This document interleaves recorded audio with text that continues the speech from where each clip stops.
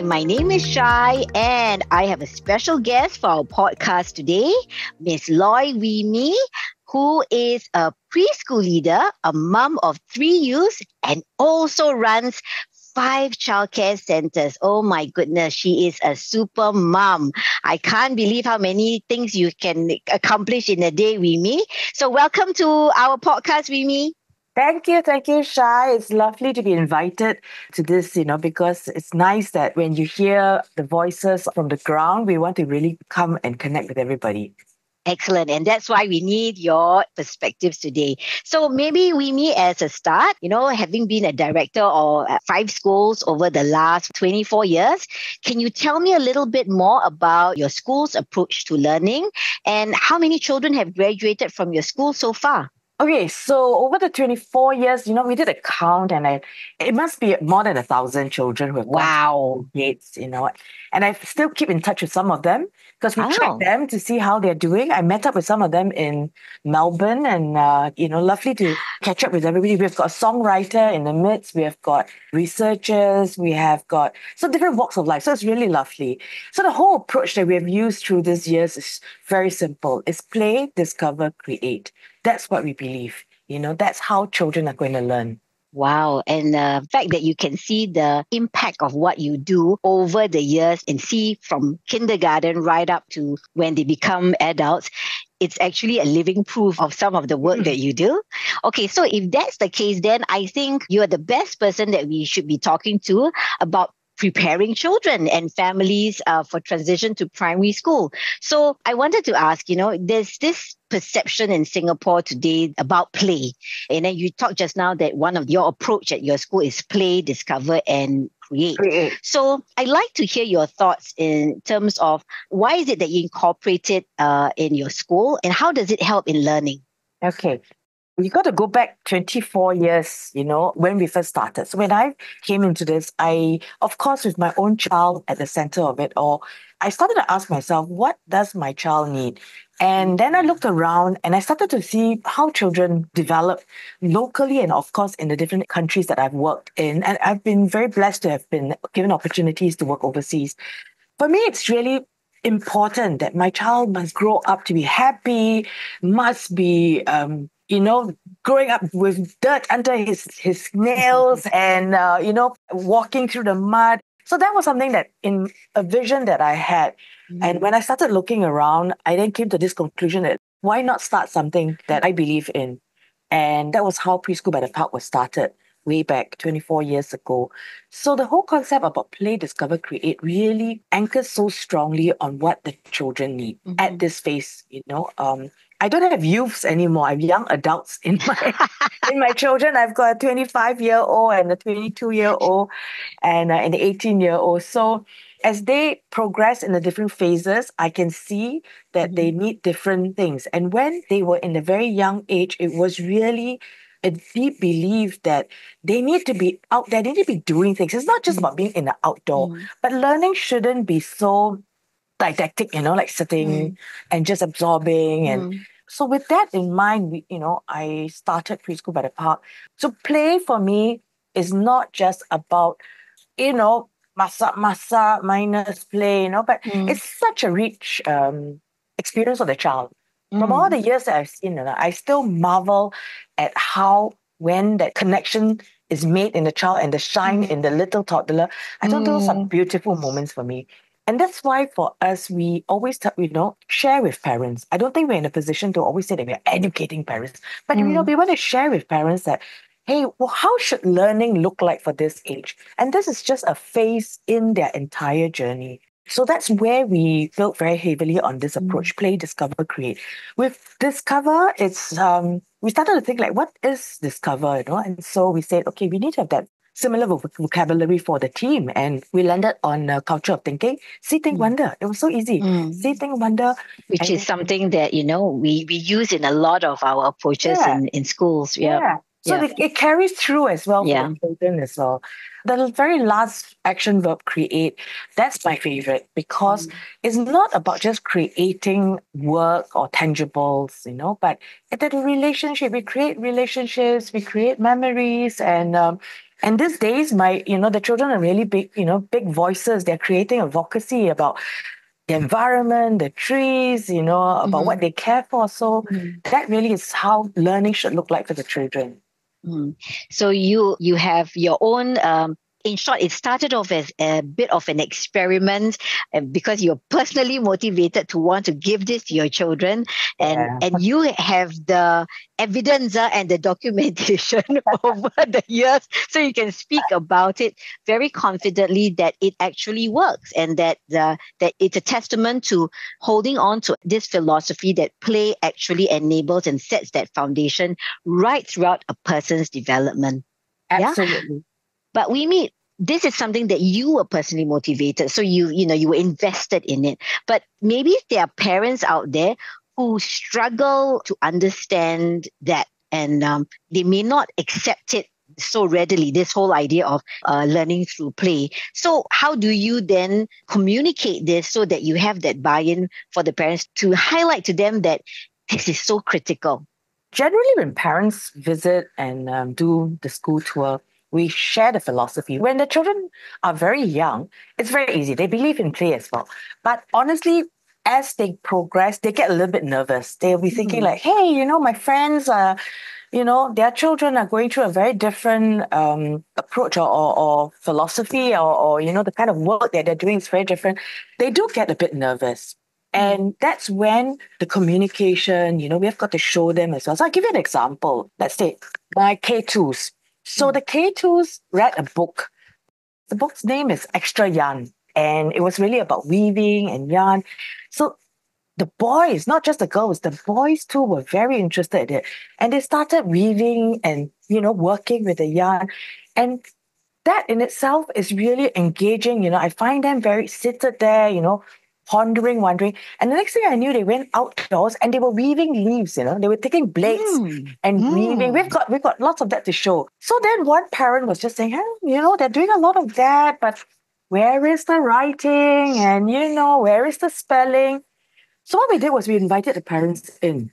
So one of the evening, 5 o'clock, we got the parents in and we got them to sit, to experience it and to do it. Then the parents actually realized there was so much learning in it. There was, focus, self-control. There was understanding about patterning. There was actually about length and how tight you pull it, etc. That's so much. And when the children were teaching them, I think that's when the parents were won over and they understood. Then they look at the journals, that the children have been documenting and what they've been drawing and the way that they're so excited about learning. They weaved everything. But from there, we actually extended it, of course. But that's just one small example of how do we get the buy-in. We let parents experience it. And when they see the joy in learning, I think we've won them. When they see their children being so engaged and they themselves understanding the whole process, that's when they believe that learning does not need to happen in the very traditional form where it is just a very passive sit down. But in this case, through all these activities, there's just one simple activity. I use this because this is more of a 6-year-old age group. A younger age group, everybody knows, we can do so much more. And people tend to think that when they grow older, we should not be playing so much. That's the reverse. Because when they are there, they talk about it, they experiment, they make mistakes, they fail. And they have to problem solve. They got to talk with each other. And the class is forever engaged. You don't have to worry about them being bored, coming up to you and saying, I finished this, what do I do next? There is never of that in our kind of environment in our spaces. Thanks for that, Wee Mee. That's really interesting. And I can imagine the joy that's on the parents' faces when they actually discover by observing what the children are doing, the value of the experience.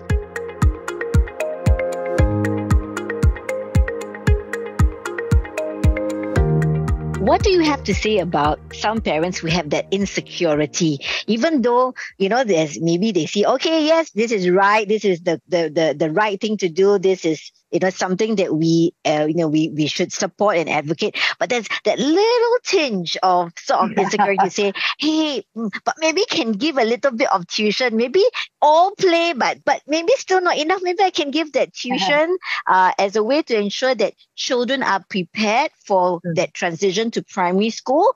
What are your thoughts on that? Okay, so those outliers, we should kind of reel them in slowly, we talk to them, and when we have workshops, we have conversations, beginning of the year, we always have a tea session with all families just to discuss about what's going to happen in the course of the year. And that's one of the questions that I always like to ask. If you're given one wish and just one wish, what would you want for your child? Because there's that one wish, and it can be at the expense of another. So think very carefully. And the answers come out. I want my child to be happy. I want my child to be healthy. I want my child to be kind and, and have lots of friends. And so that's when we ask, and how does tuition help that? So especially for the preschool years, I do believe there's a season for everything. And in this very beginning of the onset of their journey, if we are not going to give them these wonderful memories of play and joy and excitement and of failing and standing up again, then, how are they going to expect what's going to be ahead? How are they going to be excited about what's going to be ahead? For us, we also subscribe to Alan Galinsky's Mind in the Making, the 7 Essential Skills. And I do believe that very firmly. Even when we share it with families, right? Some of the fathers came and gave me feedback and said, you know what, that's also applicable in my work. It's not just in a child. And so these 7 essential skills are really about focus, self-control, perspective taking, communication, making connections, critical thinking, taking on challenges, and self-learning. So if we equip these skills with the children, then that whatever that they're facing, they know how to take out the correct skill and say, okay, I need to put a message across to my team about choosing my idea, about building this and that. So how do I do it? Etc. And when we share that with families, right, when we ask them, what do the children really, really need to move ahead? Is it just teaching them what to expect for primary 1? Because if I teach them what to expect for primary 1, who's going to teach them for primary 2 and primary 3 and primary 4? We shouldn't think about always giving them that little head start, But I love that show, Inside Out. I watched it, and it sat so well with me because the memories that we build in that show, right? They talk about the ball and the memories. And those are the memories that the children will need, when times are bad, when they're feeling deflated, when they're feeling that, I can't do it. They need to have these balls of memories to say, but under those circumstances, I did it the other time. I managed to conquer that. I managed to climb up. I managed to finish the task. I did complete it.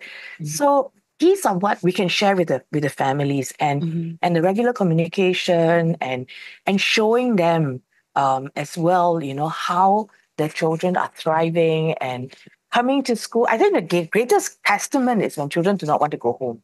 I have dads who come and... It's a good problem. Yeah. They'll say 5 more minutes. The parking is costing us, The free parking is only for 10 minutes. So they always say 5 minutes. And the children were like, no, And so to me, that's a signal that the children are growing and the friendships they're forging, that's important. So for those parents who may still be a little bit nervous when they see this and they see...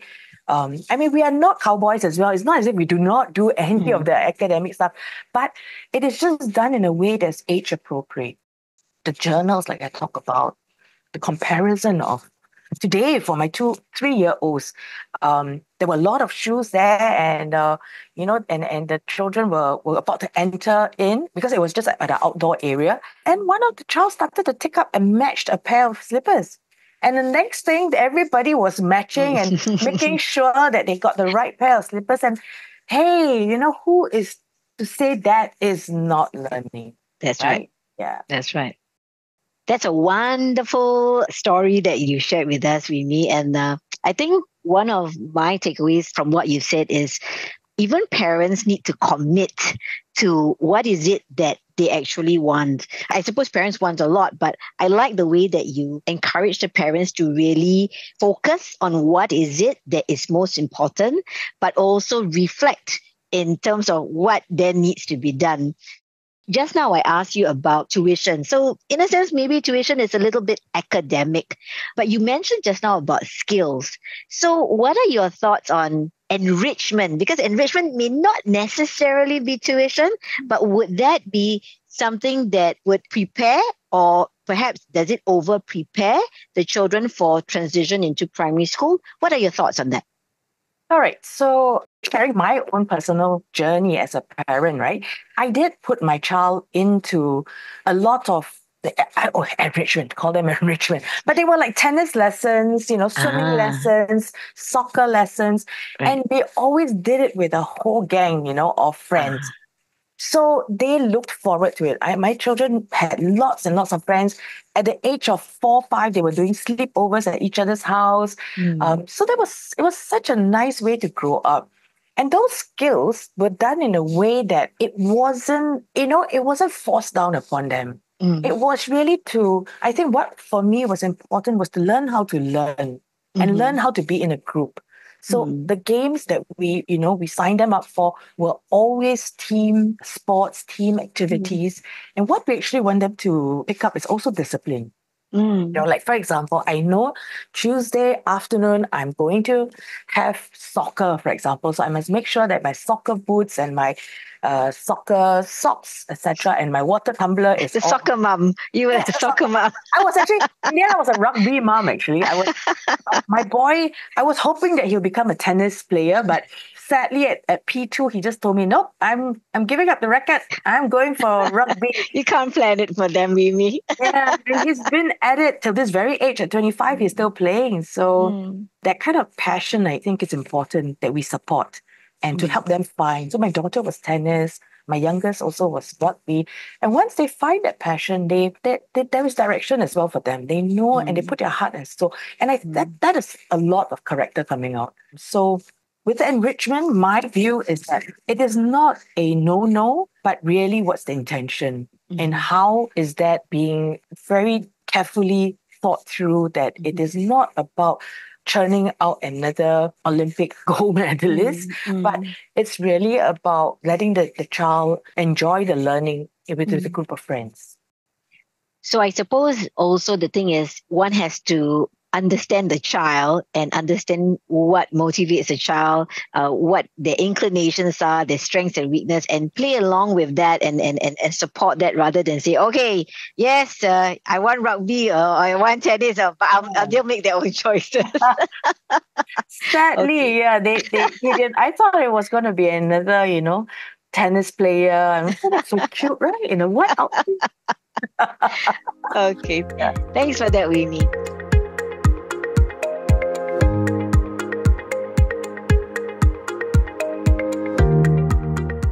So we've talked at length about, some of the value of play as well as exposing children to various areas of interest and development. I'd like to ask a little bit more about the preschool program, and you having managed the center for such a long time. How has your school supported children in their transition to primary school? Do you have any specific programs or initiatives that you undertake in your school? Yes, we do. Actually, I don't see that we're only preparing them in K2.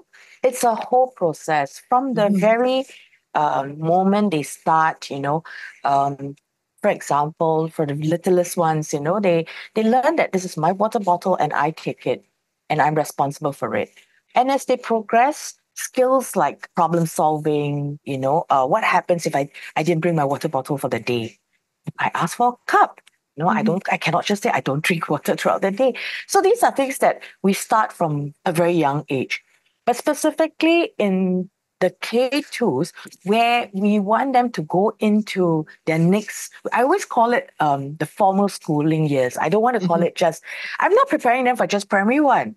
I'm preparing for a much longer journey than that. So what do I want? We want them to be confident. We want them to be excited about the journey that's ahead. We want them to know that it will be a different journey and there will be ups and downs, but they will ride through it and they will go on to achieve what they set out to achieve. So they're not just academic. I mean, of course, yes, you will have the academics, but I really believe that it's going into primary one is not about academics. It's really about that self. How excited is the child to say, oh, great, it's going to be another journey. It's going to be another learning. Things are going to be different. I can do it, Some of the programs that we do at K2, so this is really cute. We get them to prepare some coins.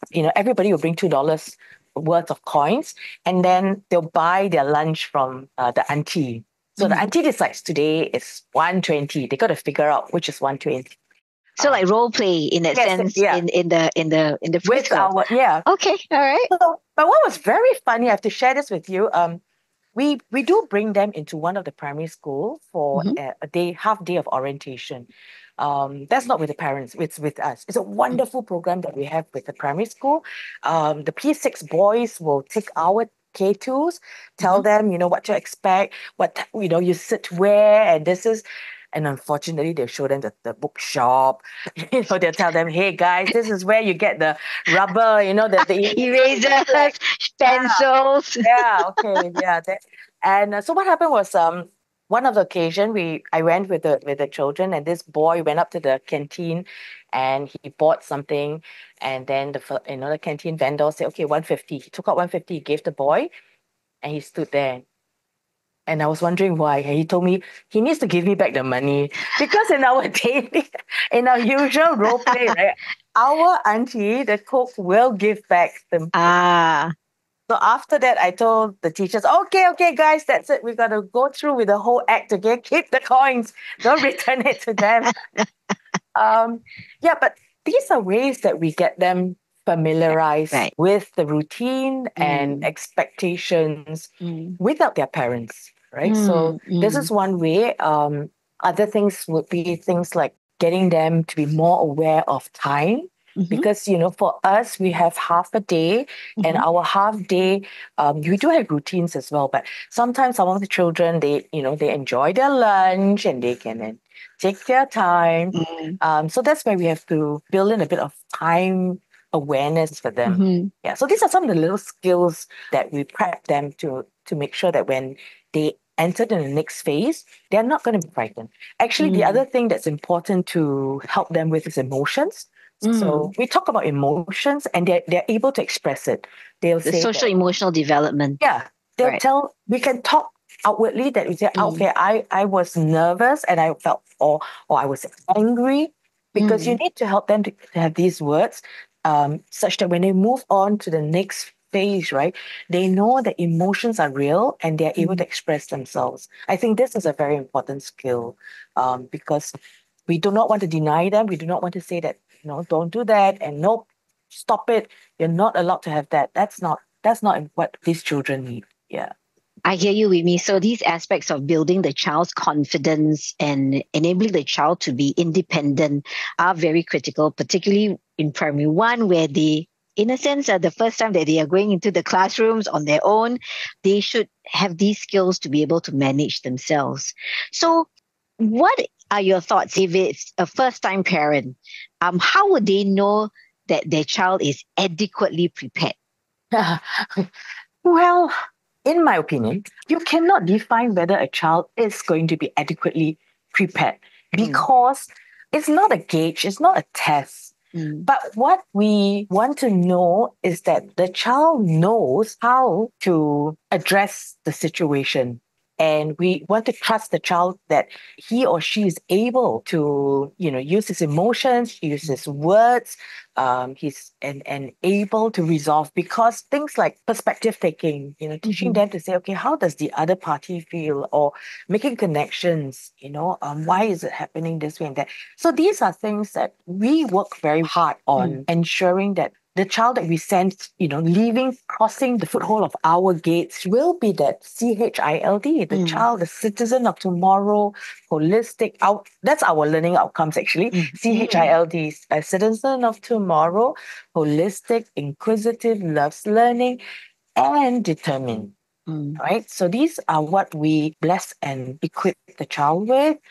I actually would think it's more of a case of the parents not being prepared. My parents are the kanchong ones, and then they will be like doing the penguin parade at the primary one canteen, standing there watching. I think it's a lovely experience. And every parent should go through it, because that's the moment that you know that your child is starting another journey. So as a parent, the children are actually looking to us for a lot of these cues. If we are going to be nervous and we are going to be fussing over and worried about this and that, the child picks up on it. But if you're able to laugh it off and, okay, that was a boo-boo. You didn't bring your water bottle. Okay, what did you do? Oh, good stuff. You got a cup from somewhere. And so how a parent reacts actually is very important. So I always tell parents, it's a journey. Embrace it. You never know what's going to come ahead. You can never be totally prepared. You will hear lots and lots of stories. Go experience it yourself. Yeah. So then following that, Wee Mee, considering that you've got 24 years under your belt managing this school, have you ever seen any child that is truly unprepared?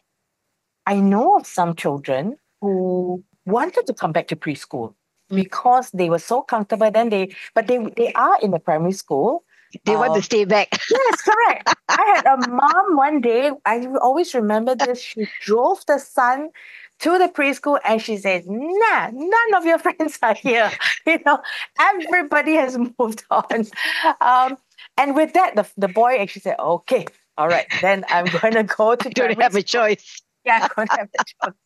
So I don't think any one of them did not cope with the experience. If anything, it could be that sometimes it can be overwhelming because, there's just so many parents, so many things happening. So we always check in with the children and, asking them, how is it? So the K2 teachers do have a way to connect with them. And I must say that we don't have any who resisted or found it very difficult or unprepared or nothing of that sort. There may be some with anxieties, but the anxieties, they could talk about it, So sometimes the K2 teacher does talk to them and say, remember what we talked about? The feelings, now tell me what is it? And they talk about it and we walk them through and then they feel a lot better. And so we share this with the parents as well, that it's important that, when you receive your child, that very first precious 3 minutes, I can tell you for the rest of the schooling years, that first 3 minutes is when they will tell you everything. As they go into their youths, then it becomes that grunt. How was your day? Was it great? So I've been through all that. And I'm reminded of your point just now. It's sometimes not about the preparation for the child. It's also the preparation for the parent. Yeah. Yeah. So in that sense, what would your advice be, for parents to ensure that they support their child in this period of transition from preschool to primary school? The very first thing a parent should not do is to make it into a fearful experience. Don't make it sound like it's going to be a trauma, don't do this, if you do this, you're going to be scolded. No, nothing of that sort. Embrace it. I think as parents, you want to be part of the journey and you want to be ready with them as, not that we're going to be prepared. Like I said, we never know, but we're going to have the attitude that let's take one step at a time. But definitely some of the things that we want to encourage families to do with their children is to put in the discipline, put in the routine. Like, every day, what time is it that you need to make sure your bag is packed, just like in school. So like for us, the K2s, they have to come walking into school with their own backpack. We don't want the parent or the helper or the grandparent to be bringing that. We always tell them that by this age, you need to be bringing your own backpack on your back. And you come in. And when you go to NS also, you have to do that too, yes, right? Correct. Let's not bring up a certain case. Yes. Oh, yeah. It's, we start from young and as well. You jolly well be bringing your own backpack. Yeah. Yeah. So for parents, Mm. enjoy the process, enjoy that they're transiting into another adventure, grow with them.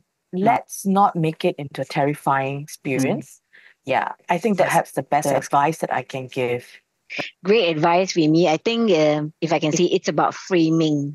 And I think sometimes, as you said, if parents are anxious, then it will also emerge in the way that they talk to the children, and children are always able to detect it.